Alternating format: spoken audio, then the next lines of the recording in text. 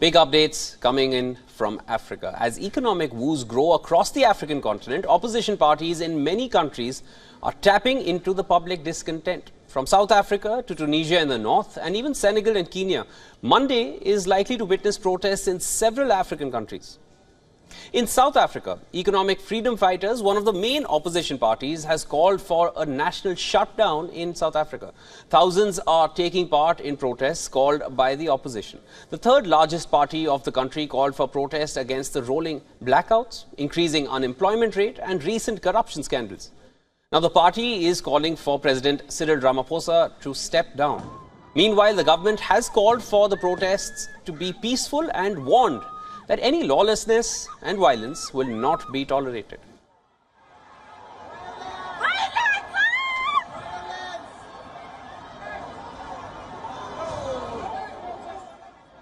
Disorder and anarchy will not be allowed in South Africa.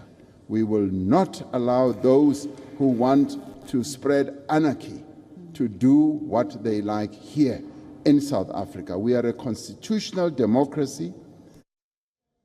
Around 3,000 soldiers have been deployed along with police, crime intelligence and private securities to prevent protests from turning violent. However, protesters could be seen clashing with security forces in Braamfontein in Johannesburg. Reportedly, some protesters have already been arrested as well. The High Court hasn't declared the shutdown as illegal, but it did state that EFF and its members are prohibited from shutting down schools, stores or businesses. The court further said the party cannot stop any trade or traffic on public roads.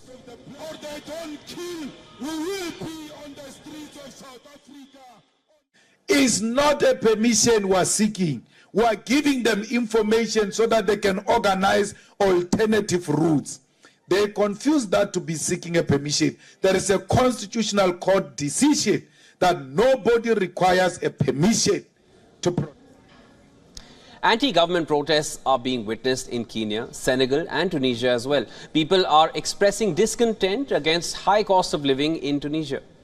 In Senegal, tensions are on the rise due to politically charged trial of main opposition leader Ousmane Sonko. If convicted, Sonko may be ineligible to stand as a candidate in the 2024 election.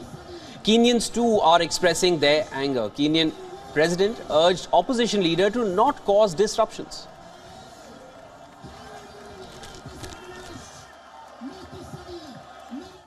My good friend Raila Odinga, you cannot, enough is enough. You cannot continue to blackmail the country. And we have no problem with you organized demonstration. But please, it is your responsibility to work with the police to make sure that the rest of the citizens of Kenya, their lives are not disrupted, their property is not destroyed, their business is not affected, they can go to work, you can carry out your demonstration. Kenya opposition leader Raila Odinga urged people to assemble at Nairobi city centre for mass demonstrations against increasing cost of living. Meanwhile, opposition leader Raila Odinga said protests are against government's refusal to allow the audit of the Independent Electoral and Boundaries Commission servers for possible malpractice. Take note that on 20th March of 2023, we have a date with destiny in Nairobi.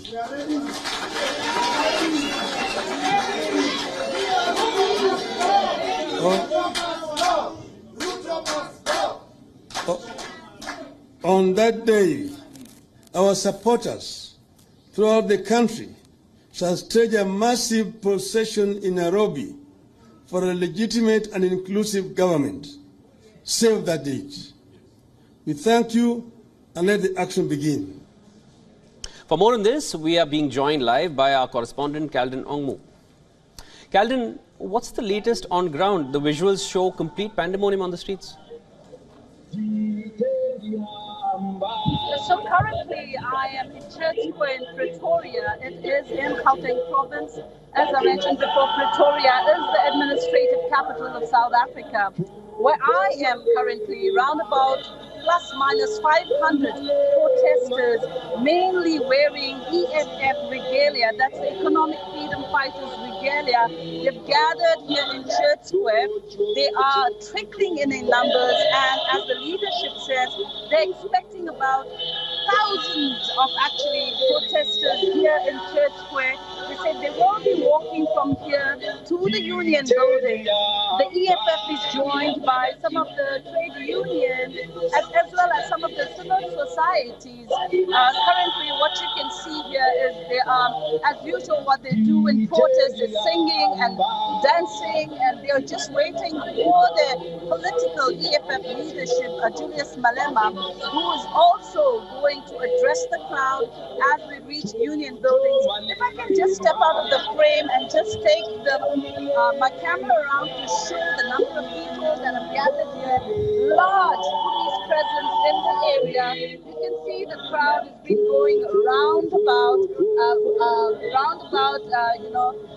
calling out every section of the society to join this protest, this national shutdown, saying it is not just an EFF shutdown, but it is for those South Africans that are constantly suffering every day due to load shedding, high level of unemployment, and poor service delivery by the government.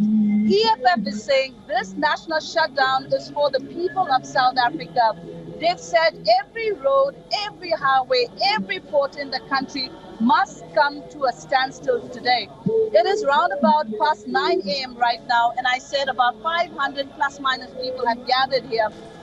This protest is going to take place throughout the country. Large number of people are expected to take to the streets of Pretoria in red, who will be marching to the Union buildings. Now, last night, some of the students in Braamfontein, Johannesburg, they started early demonstration just right before midnight, where police arrested at least about 70 or more students. This morning, Police Minister updated that, saying that police also went about one house to another in some of the areas, hotspot areas, what they mentioned, saying that at least more than 20,000 tires have been confiscated. I don't know if you saw the visuals, but many of the people, when they go to protest, they burn tires, blockade the streets. And that was seen last night in some of the places, some of the provinces. Like I said, it's a nationwide protest, so people have been protesting around wide in the country. Thank you for all those updates, Kalin. WION is now available in your country. Download the app now and get all the news on the move.